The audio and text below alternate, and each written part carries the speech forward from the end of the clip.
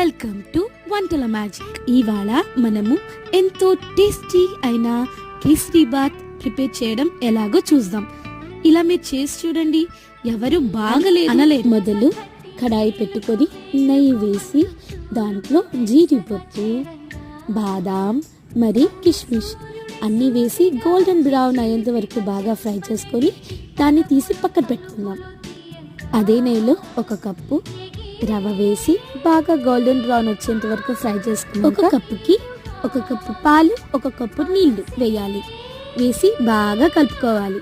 Next magic ingredient smashed బనానాని మరి ఇలాచీని వేసుకొని బాగా కలుపుకొని తర్వాత దాంట్లో చక్కెర వేసుకొని మరి ఒక 2 స్పూన్స్ నెయ్యి వేసి ముందుగా ఫ్రై చేసి పెట్టుకున్న డ్రై ఫ్రూట్స్ వేస్తే ఎంతో టేస్టీ అయిన kesari bath ready. Subscribe for more videos.